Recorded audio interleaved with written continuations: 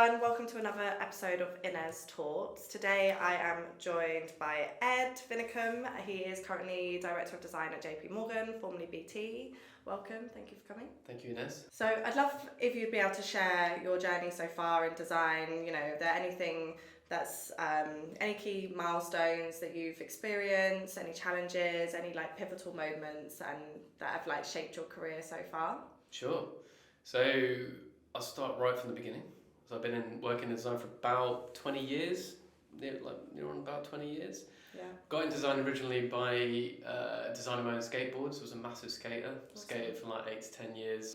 I don't know, it's kind of like a bit of a mix between the skating and the actual graphics on the boards themselves. So went and bought loads of blank decks and started painting my own drawings on them and illustrations, and just absolutely loved doing that. And actually then got into a space where I was actually beginning to paint them and sell them on, and actually kind of like a little bit of a side hustle even back then. Started that, and I don't know, there was just something that just sparked that creativity then. My dad's a designer and an automotive designer, so it's sort of in the family. Yeah. But yeah, skateboarding was really just the thing that just kicked it all off. Designing my own decks, and I kind of used that. Studied that at uni, Flash at the time, for anybody who's listening who used Flash at any point in their career. Pretty much learned my trade on Flash at uni. Still love it. I used to still bring that back. But Bye Figma, hello Flash. Yeah, exactly. Yeah, there's got to be a combination of that at some point. But yeah, so started studying with Flash at uni. Graduated around 2008. Landed my first job at a local agency called Fresh Egg in Worthing. Absolutely great place to start my career. Got to meet a lot of good people, learnt a lot about the entire web design process. Well, that was when web design was still web design. That was you were designing something, building it like front end, and shipping it basically yourself, uploading it through Cyberduck. I'm really showing my age down now. memory lane here. Yeah. Learned so much there, met so many people, and then came up to London, started my career up in London, worked for a couple of startups up here, namely one, VoucherCodes. Worked at VoucherCodes for about 4 or 5 years, and I think there I think I really started to hone my craft and really start to focus on the product design aspect, high visual execution, actually learning more about the fact that visual execution is not just how it looks and how pretty you can make it, but that there's a narrative behind what you're actually designing. It's everything on the page has some sort of meaning. You can tie it to some story, some narrative. And I learned a lot of that through my boss at the time, a chap called Humzo. And a lot of the lessons I learned then I still use today. Real kind of high emphasis on visual execution, a lot of iteration and constant deliberation and discussion about what you're working on. I felt like that's kind of who I am today, and how I lead my teams, and how I like to get the best out of people. Yeah. And that was all really from that kind of time period. And then a couple of jobs in between. landed at a company called Clear Left, which I'm sure a few listeners are familiar with. Yeah. The lead design and UX London conferences. That was probably the biggest milestone I'd had in my career at that time. Yeah. I'd been following a bunch of people who'd worked there for a long time: Andy Buds, Ben Sauer, Andy Thornton, James Box, Rich Rutter. All of these people are really, people that I still look up to a lot today. So the fact that when I got that job, that was just an insane period of my pinch me moment. Yeah, really, it really was. And I remember telling them at the time, I was I'm so stoked to be here. I don't think they had anybody. I think they just thought I was kissing their ass, but I was genuinely stoked to be there. And I just learned so much, and it was fantastic for networking. We got to all of the big events for free. Oh, nice. I got to meet so many different people, work on a lot of different projects, and really, continue my path down that product design, which I think by that point had evolved into some mashup of UI design, a bit of UX, a bit of visual design. I don't know, just kind of all pulled in together a little bit. It was around the same period of time I started something called uxclub.com. Yeah. And I don't know, I saw I don't know, maybe even if it's still a gap, But I mean, I think like it's changed a lot since I did it. But at the time, I felt there was a gap for beginners in UX design to use almost like something like a Netflix meets UX. So you had, the ability to look at, view courses, learn about the UX design process and the practices through a subscription-based model, like just something simple like $10 a month. At the time, there wasn't much that really existed like that. So my younger brother fortunately owns his own film studio, so he used a bunch of his equipment, filmed all of these courses, used the studios at Clearleft to do that, built a website with a mate of mine, Casper. He built the whole thing top to bottom, and that was like probably one of the best experiences I've ever had in my career, because you're hands-on into the product. Yeah. Like all of the decisions are down to you. You can make decisions fast. Yeah, no bottlenecks. Yeah, and some of them you get right, some of them you don't. Yeah. I learned so much, and I think that I guess is more like the strategy piece on like the product design, which so many people talk about, but don't. I guess it's difficult to articulate. But that for me was a really good opportunity to like actually try it out. Like we built like a couple of features, and we spent 6 months on them, and we thought it would be amazing. Like you can buy courses on their own.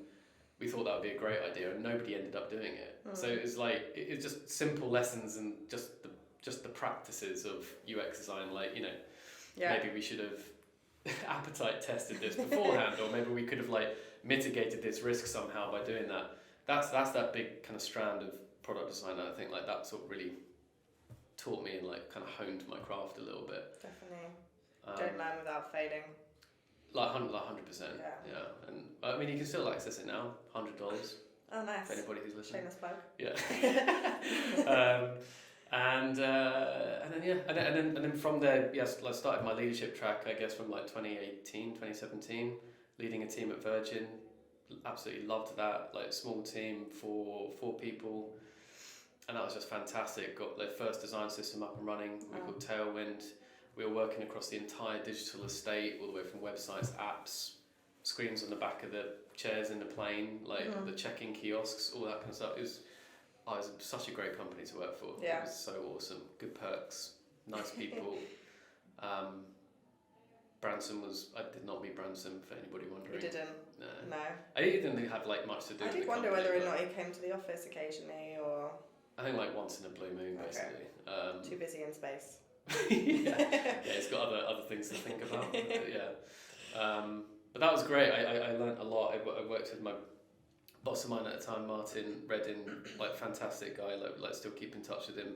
He taught me a lot about trying to lead with empathy, trying to lead with just patience, like consideration for your team, and like really like learning to pass the pen. I think that's probably the most difficult thing to do at that stage, from IC into a manager role. I'm still learning how to do that, quite frankly. Yeah. But that was kind of the first period of time doing that, and then into BT and now JPMC. So impressive. Thanks. So throughout the years, we've seen quite a lot of changes of like expectations of what's needed from a product designer, or what the landscape looks like for product design. How have you, like, what's your opinion on that firstly, and also like as a leader, how have you like kept up with like the changing needs and the changing trends of what product design is? Yeah, good. Yeah, really good question. I think from my point of view, an incredibly difficult answer. Yeah. It's not linear. No, I mean from my own experience at least, I've seen product design really come onto the scene here in the UK, like 2010, 2012, somewhere around then. Personally, that's where I think I would personally identify myself as a product designer. Yeah. At the time, I think it came onto the scene with an incredibly ambitious remit, incredibly ambitious, and I think like maybe even still today it's quite ambitious. Product design, for me, is a literal combination of a UI designer, a visual designer, and somebody who is, I guess, most importantly, strategic minded. Yeah. Like you've got to know, or at least have a basic understanding of what decisions to make, like how to influence a product, how to improve a product. Like this, in theory, some of which should be able to come from a product designer. In all of that together, it's almost difficult to achieve. Like it's like a unicorn designer essentially, Yeah. and I don't think anyone really is a master at all of those things. You know, that like I think you can be a generalist in each of those areas, and you know you would know enough, but to be an expert in each of those areas, I think is quite unrealistic, basically. I've seen the role, again, only from personal experience. I've seen the role evolve a lot over the last few years. I think I've seen it come from that ambitious remit to say that, right, you need to be strategic minded, you need to be a high visual executor, and you need to be a great UI designer, maybe even with some basic UX research and knowledge mashed in there too. If they don't have research, to do all the research as well. Right? Yeah, it's kind of like, it's like a jack of all trades. That's basically like where I think this role has come from. I've seen that evolve into something which is, it has been broken down like far more, because I think, I don't know, industry companies maybe have like woken up to the fact that that is quite an unrealistic role to aim for, and I've seen the role being broken down back into the like specific disciplines, so more like UI designers back into like visual designers. I've seen that more come to the forefront now. Like in my time in design, I've only worked with, I would consider maybe 2 or 3 real product designers who can manage that role on all of those different levels at a very, very high level. You know, 2 or 3 people, really off the top of my head. That's just, in my experience, that's not it's not an achievable, I think, set of skills to aim for, really, product design. So I don't know, it's a really funny one. I think I've got maybe some ideas on how the role was formed. I think like maybe it's come a little bit from agencies realizing that maybe they can kind of combine multiple billable people together, like maybe a UX designer traditionally and a visual designer traditionally, will build 2 people. Hey, product designers come along, we can mash them together and we can like build 1 person. I don't know, maybe that's where it's come from, but it's an incredibly like difficult practice to break down, and like quite frankly, I think most companies will have a different interpretation of what that really means for them. And as a leader, design leader, obviously I completely kind of agree, especially when like I'm also kind of helping people recruit design teams. It is hard to find those unicorn designers. They are out there, but they're not everyone is good at everything, and that's also okay to not be good at everything. How have you kind of like, when you form teams, is it a case of like, if you have someone who's like maybe more weighted on the UX side, do you pair them up with someone who's a bit more a bit more weighted on like the visual UI side of things, or vice versa?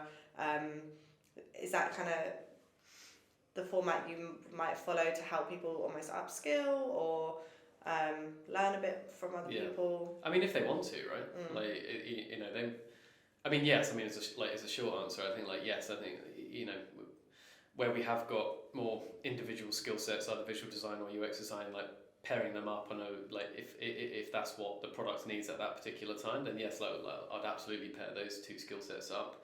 But again, it all depends on our needs, and it depends what those team members would want to learn. Not every UX would want to be a visual designer or learn that, and I think learning visual design, I think, is, I don't know. I don't know if you can learn that necessarily. Like it's either got maybe I don't know. Maybe in some ways, maybe I think it's an incredibly difficult skill to teach. Like appreciating layout and composition, like color theory, the balance and the weight of a design, like the natural appeal of a design. Like teaching that is really difficult. So inheriting design teams obviously can probably present its unique challenges, like when you've just started a new role, you obviously didn't hire the people that you've inherited, like who were in the design team.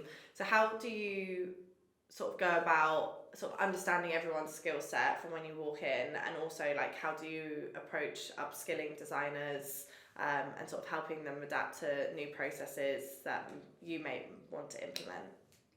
Good question. I tend to always think there's an expectation for new leaders when you inherit a team to keep the team as it is. Right, like you want to keep the status quo. You don't want to annoy anybody. You don't want to put anybody out. You I think because you're so desperate when you start a new job just to kind of fit liked. in and be liked, Yeah. We're all that human. you well I don't want to kind of, you know, what's it like, upset the apple cart kind of thing. And I think only recently, for me personally, I've like really questioned that, and I often use the analogy of, you know, like a football team, like for any football fans out there. Any new managers managing a new football team, do they keep the team as it is? Like, of course they don't. They mould and shape the team like to the way that they play and the values that they have and the behaviours and the characteristics that they expect in their team. And I don't think any other part of leadership should be any different than that. You should go into new teams, assess what you have, look for those opportunities for the team to grow, like what kind of capabilities are you trying to grow in the team, what kind of stretch targets can you give the team, but ultimately, you know, don't feel like what you're inheriting is what it will be forever. You know, I think the reason you're hired is to turn good work into great work, and I think if you're going to do that, then you're going to need to adapt, move the team around, hire new skills in, look for A players to hire into the team to help, you know, champion really good work and upskill the team. So that absolutely goes part and parcel of it. In terms of assessing your team and better understanding their motivations and everything, I tend to use something called the Heart Tree Star Framework. Okay. I want to say like Jane Austen, I think. She shared some article years ago. Anyway, it always stuck with me, and I tend to use that. And it's a very simple framework. You know, I would use it in maybe the first couple of weeks, month or two of like meeting that person in my team. Heart is helping them understand and learning about the things that they absolutely love doing. Tree is how they want to grow, and star is how they like to be rewarded. Okay. It's very basic, but it just keeps gives me a very good overview of who this person is. You know, how are they finding themselves in the team right now? Are they enjoying it? You know, what kind of value, what kind of skills are they going to offer the team? So that's always a really useful tool. And then I guess when you inevitably come to the point where you're beginning to shape the team, craft it in your vision, and, you know, have your take and style on it, I tend to start small and grow. So almost using a bit of a design thinking methodology when I'm introducing new things. So if it's either a new way of working, either, you know, I don't know, moving from, let's say, double diamonds to the build, measure, learn canvas, something like that. That's something I've done in the past. I would start it in one small pocket of the team first. Give them all the support they need, let them run with it, encourage them to take diary notes and to document their experience, and then take those learnings and then try and expand it out to the rest of the team. And generally that works quite well. Almost doing research on your own designers, really. How they felt about it. Yeah, definitely. I guess like more like individual coaching. I guess it really just depends on who the person is. I think, and I think it's important to adapt your own approach. Something that I always wrestle with personally is not wanting to jump into the detail with that person, and, you know, like I said to you before, like passing the pen kind of thing, you know, like jumping into Figma, let's say, and, like, you know, working through something with them. But I don't know, I have to admit, recently I'm changing my stance on that a little bit. I've always, like, again, I've personally thought that if you're doing that, something's wrong. Like, you should be empowering your team to do that and be in the detail, absolutely. But I think when it comes to those unique situations, like, I personally don't think there's much wrong going in, co-creating something, working together, like sitting side by side and creating something together and helping that person, and, you know, literally say, like, well, let's try this, let's try that, you know, and kind of like working through something, together like that. I don't think there's anything wrong with that. So that's really interesting, because I think also it's down to like like I said, it's really down to the individual, right? But I know some people, I think myself included, sometimes when I see someone do it first, depends on, then I'll be like, next time when I'm by myself, like, oh yeah, that's what I need to do. Sometimes actually being shown something, it's not necessarily a micromanaging. You're not being micromanaging, you're you're being collaborative, Yeah. and some people like a hands-on leader like Yeah. that. But like I said, there's probably a time and place where you can step back, and there's also a time and place where let's sit down together and do it. And they probably appreciate that one-on-one time. I'm sure there's some leaders, especially in bigger organisations, which they probably don't get to see as much. So No, definitely that's true. Yeah, it is probably beneficial occasionally. I guess you could argue that's more of a player coach kind of thing or whatever. I mean, for me, I don't care so much about the labels. It's more about like what I feel like my team needs, and generally, yeah, co-creating things like that, I think, has been a really effective way to accelerate progress a lot quicker than it would be to, I don't know, depending on the situation, articulate something like remotely or whatever. And if you're like me and struggle articulating things, then it can be quite effective. So yeah, it just depends. Really. Yeah, no, and I guess even like when you think about the people that have influenced you in your design career. Yeah, it's been very hands-on. Yeah, that's true. Yeah, so you know, those that you remember, even at school. I know this is a bit off topic, but when you're at school, there's teachers that kind of sat with you and were like, we're going to do this, we're going to get you past your GCSEs or whatever the situation might be. And those are the ones you remember when you're 30 years old. Yeah. So it goes the same with your kind of bosses and design leaders and whatever. Definitely. Like that, right? Of course, the trouble is doing that on scale. So I'm not like suggesting like, hey, if you've got a team of 50, then you could do that. But again, it's all like depends on the circumstance, right, and like and the situation. But I think if you've got the opportunity to do so, I guess the point is, you know, be adaptable like that. I think like there's nothing wrong with if the situation is calling for it to adapt and you know help like co-create with your team. I think that's a really valuable, effective way to accelerate progress. Yeah, I'm sure some leaders, even if they did have a bigger team, like I've spoken to someone recently, and they didn't have a separate office or anything like that. They just made sure that their desk, so when they're in, their desk is sat there, their diary's open. So any free time, the design team will know, okay, I can talk to them. I can maybe ask them something. So I think it's maybe just, you know, if you are on the larger scale of things, you know, how, like I said, being adaptable, what can I do to make sure that my team know I'm available sometimes? I mean, on scale, I think you really want to show your team what great looks like. I don't think you need to do that yourself, like actually like in Figma and map it all like yourself.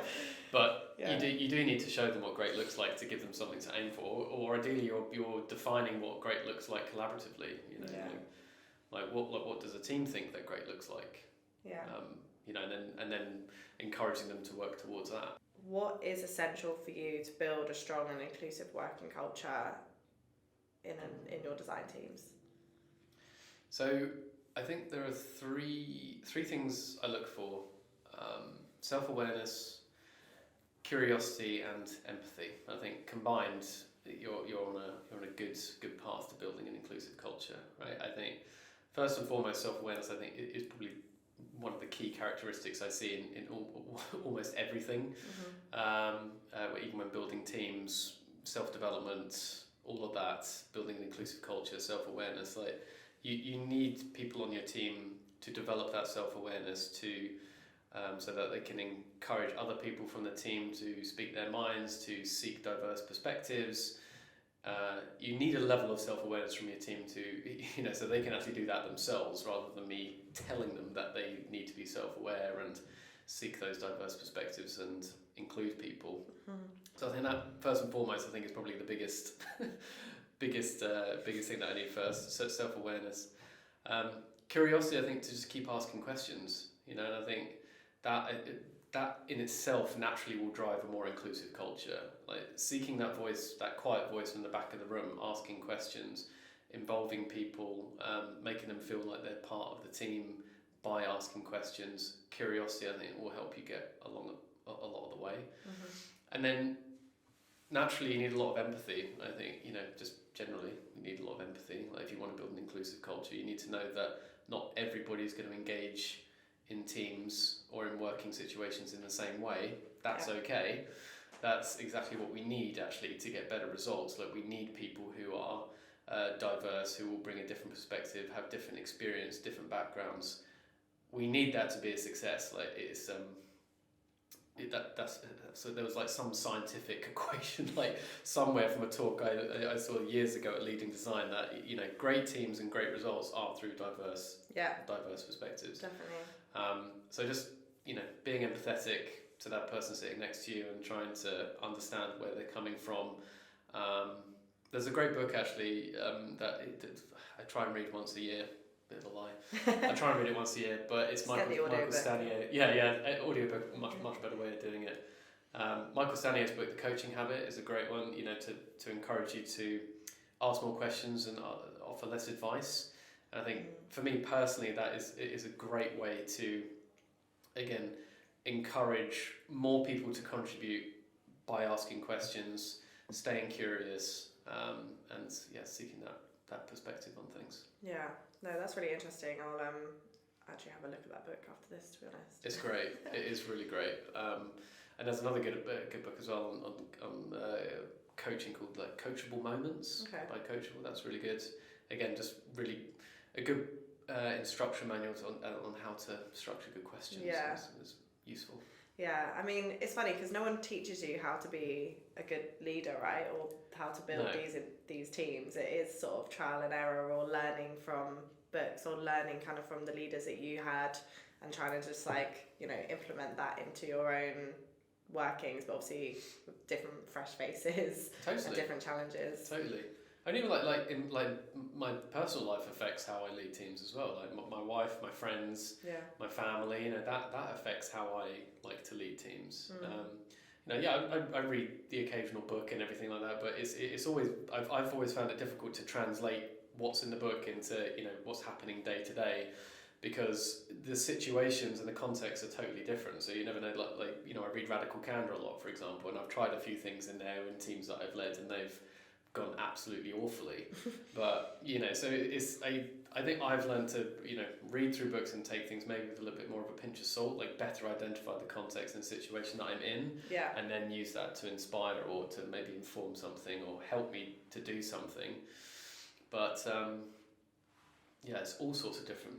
Everything just comes with time. I mean, even you weren't the designer you started off being 20 years ago is not the designer you are now. Same with when you started being a design leader, it's probably not who you are now. So, and even in 5 years' time, you're going to be, hopefully bigger and better. Like leadership is a muscle. Like you need to grow it just like anything else. Yeah. I think maybe this is a bit unfair of me to say, but I think maybe there's an inherent expectation that if you've been in design for a long time, even as an IC or whatever it might be, that transition into management or leadership is like the logical next step, which it totally isn't. But I mean, I would admit myself that I've gone down that exact path. While I'm a senior designer, the next step for me now is manager, and that's what I'm going to be doing. Not realising that practicing and being a good leader takes a lot of effort, it takes a lot of energy, it takes a lot of patience, and it is incredibly lonely, and it's constantly changing. Like the landscape is constantly changing. We were saying before, like now half your team's remote, half of them are in person. Leading across that landscape is incredibly difficult. Yeah, I was going to say, but even since COVID, probably been even more difficult to build a really inclusive culture whilst being remote. It's possible, but it's definitely a lot harder. It's really hard. I mean, even the practicals, like we'll do an away day or a social day, and half the people are dialing in remote, half the people are in person. Accommodating for those people so they feel like, as much as you can, genuinely feel a part of what you're doing is just incredibly challenging. Incredibly challenging. And everyone's different. Going to the pub isn't going to solve it for everybody. Not everybody wants to drink, or that's not people's thing. That's not what they want to do, and that's fine. So that's the empathy, I think. Just understanding that you've got a diverse team, and it's about doing some socials as well that obviously don't include. I appreciate a lot of socials do include sometimes having a drink or things like that. Like I said, that's great for a certain collective of people, but like I said, not for everyone. But like I said, it's having that empathy, having that understanding that maybe do a daytime activity that doesn't involve that. Totally. But again, I think the biggest thing for me is just the self-awareness. I'd like to think I'm self-aware. I acknowledge that I'm a middle-aged white guy you know, so I come to the table with a lot of bias, and you know, I need to check myself, make sure I'm self-aware, make sure I'm not kind of dominating conversation, or I'm not passing a perspective or, you know, biased perspective on something without really kind of seeking feedback or seeking other input. That's on me. I need to do that. You know? So, and that's really when I lead teams. That's what I expect from my teams. Well, teams from human beings. Yeah. That's what I expect from the human beings in my team. Yeah. Like, you need to be self-aware, and you need to be able to do that yourself. Yeah, and having a diverse team and being able to give them the voice to make those like inputs and statements that they need to, you know, or suggestions without you even going first, type of thing. Totally. Yeah. Totally. No. Something that you mentioned a minute ago, just about being a leader and that lonely aspect of it. I just wanted to touch on it because I've been speaking to a lot of design leaders recently, and it's really interesting that every single person that I speak to pretty much says the same thing. You're at the kind of, you know, pretty much the top of your game within the business. You know, you have a lot to do on a day to day. Obviously, you might have other design leaders counterparts that you can kind of like fall back on or ask for advice, but realistically it's kind of the whole team is looking at you, and you have no one sometimes to soundboard off. What do you think like we could do more for the community to help that? Is it more just like leaders events or like stuff like that to just like get people to talk and feel like they can share, Chatham House type style, where they don't feel that would like help. That would definitely help. Like, more community activities. I've been to a couple here and they've been absolutely great. Like, sharing experiences and sharing those hardships, I think, like, definitely makes you feel less alone. Like, I'm not the only one struggling with this. But I like to boil things down to be quite simple. I just think, the quote, I forgot her name now, the Prime Minister of New Zealand, what was her name? Jacinda Ardern. She said the future of leadership is really just about being nice, you know, like being nice to people. Yeah. And I think we could do a lot more of that in the workplace. Better support each other, you know, and better kind of look out for each other, really. And I think that will go a long way to making people maybe feel a little less lonely with things. But I think like primarily it's down to, well, if you're anything like me, if anybody who's listening, I suffer a lot with self-doubt and, you know, always questioning what I'm doing. Like, is this the right thing? Am I going to annoy somebody? Is my boss going to think I'm doing a good job? You know, like, what if I make a mistake? You know, like, I'm always thinking about that. Like, I like tie myself up in that stuff all the time. Yeah. I can relate to that. Yeah. And that, I think in itself, like, when you're alone with your thoughts like that, that can be quite lonely and quite daunting. But I don't know. I just try and tell myself that whilst it's, again, the self-awareness, if I know that's happening, then I can better identify that you're just kind of like getting tripped up on your own thoughts, and you know, this is just a natural human reaction to the situation, and you know, that's what I try and tell myself. And I'm saying it like a pro, but I'm not at all, I think. But, you know, that's what I try and...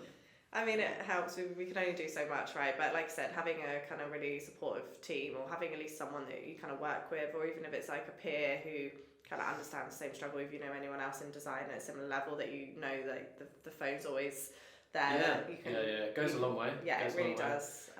Really does. Yeah, forming connections is key, really. Absolutely. You know, like BT was no different. Like, got to be like really good mates with Adam. Whilst I was there, and you know, that's just what it's all about, really. And that's what I take from anywhere that I work. I love the work that I do, and I'm like proud of what I've achieved there. But it's more the relationships that I've cultivated while I'm there. That's what I'm really proud of. Yeah. And you need that, like you're saying, when you're in these places, you need somebody just to say, you know, is this absolutely crazy, or is this just me? Am I overthinking, or am I not? Just me on a daily basis. Just human beings being human beings. Yeah, we are. We're complicated creatures, but all trying to get through life.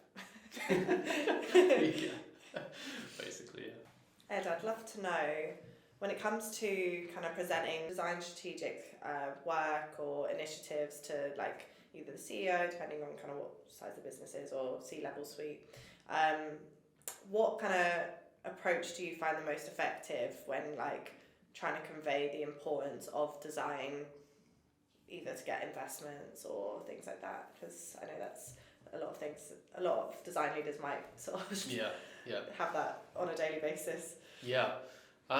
So I think the most effective things for me, in my experience, has been, well, firstly, you need a narrative in your work, right? Like, you need to be able to present your work as a story, as a compelling story, like something that they can easily get to grips with, they can relate to. Their time is precious, so you don't have a lot of time, so you need to be able to tell a compelling story quickly. I think the most effective ways that I've done that before is, even presenting work with a scenario, right? So something that worked quite well at BT when we were presenting some app work was to actually lay out a scenario of somebody on their way into work, on the train. They want to update their mobile policy, and you're giving the people in the room a narrative to follow, right?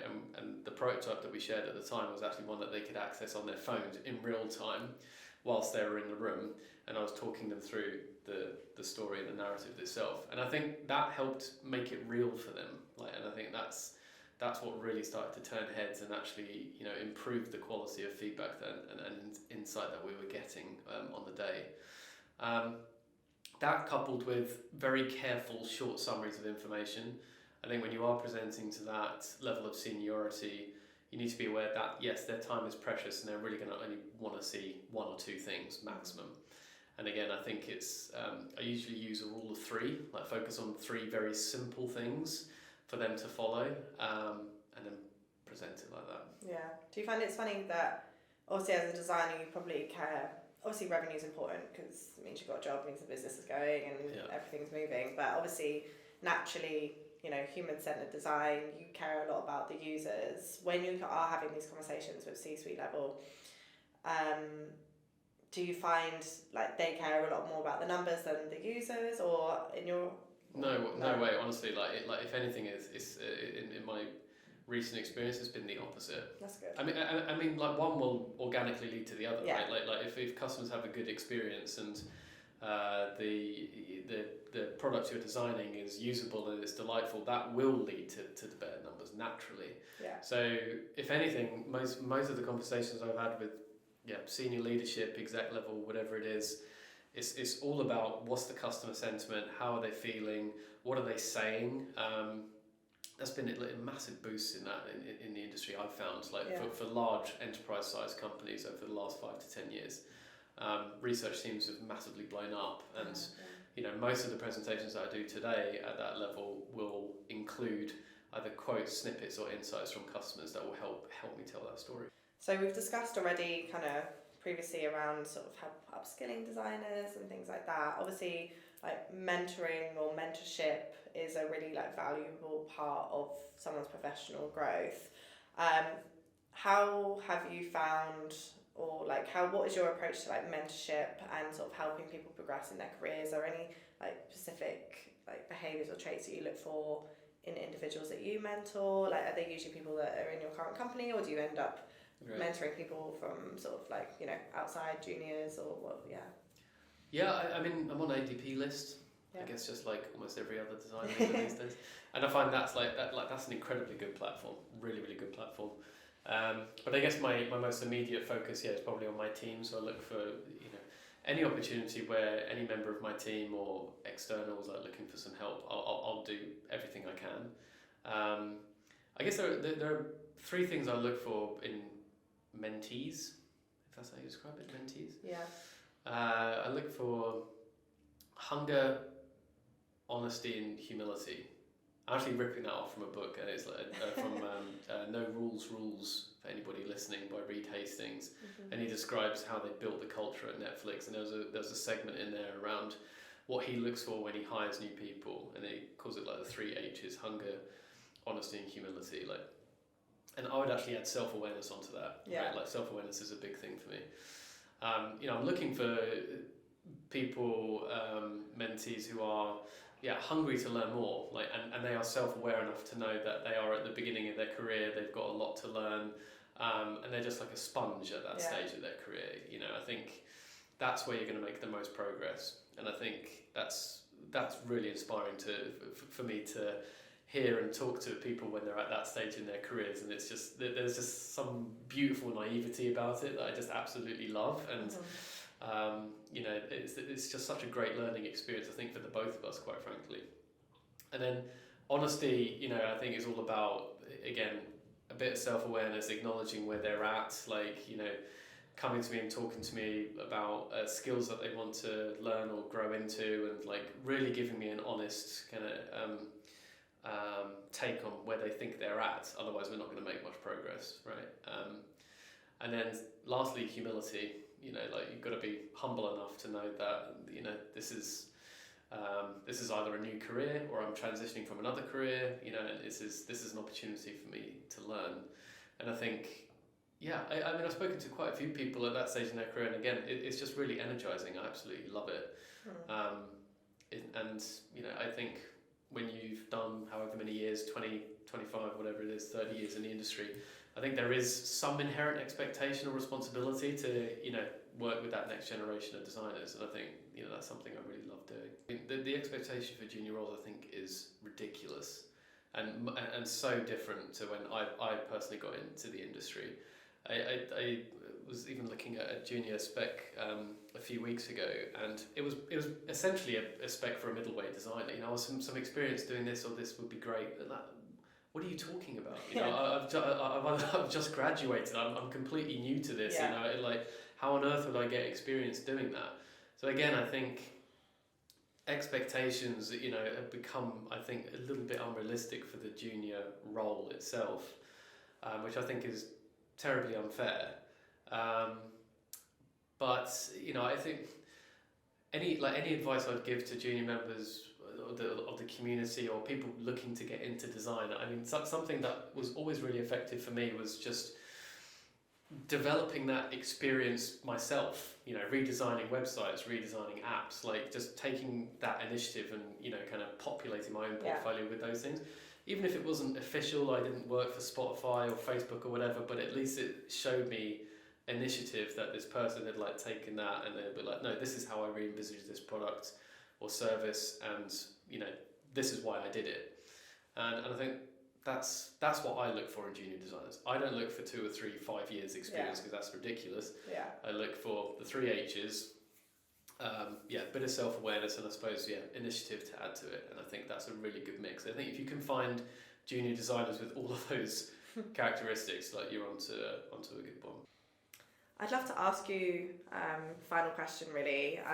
Bit of a cringy one, but I think it's just a nice finisher. But if you could offer any advice to your younger self as you were starting your design career, or even starting into your leadership journey, anything like that, like, do you have any like wisdom or guidance that you would give yourself that might help people listening? The first thing that comes to mind really is to not compare yourself. Because I would do that so often throughout my career, and I think in so many ways it is probably just the most natural way to evaluate your own performance and your own abilities, is to compare yourself to the person sitting next to you, as opposed to, you know, again, having a bit more of that self-confidence and thinking, I've got this, I can do it. Believing in yourself, it sounds so like cringy, but it is a bit of that. And just not comparing yourself, because I think I've done that almost at every stage of my career, and it is excruciating. Especially when I think you're in large organisations where you have very big design teams, and a lot of design leaders sitting in other pockets. You're always kind of looking over the fence, thinking like, what are they doing? What are they doing? Like, I'm getting this all wrong. I'm getting this all wrong. This is so bad. And then really at the end of it, thinking, you know, or realising, that actually I'm not bad at this at all. I'm actually pretty good. Like, you know, I do know my stuff, and I can influence these decisions. I can, you know, this is great output. We've really influenced this product in the right way here, and, you know, you are good at it. You know, but that's what I tell myself. You wouldn't have got here to where you are now if you weren't. Exactly. I'm still telling myself that to the day, basically. But affirmations every morning. I am good. I think that finishes our chat off amazingly. Thank you so much for coming in today. Thank you for having me. No, that's cool. And if you liked what you heard today, please subscribe to Inez Talks on YouTube. Thanks, everyone.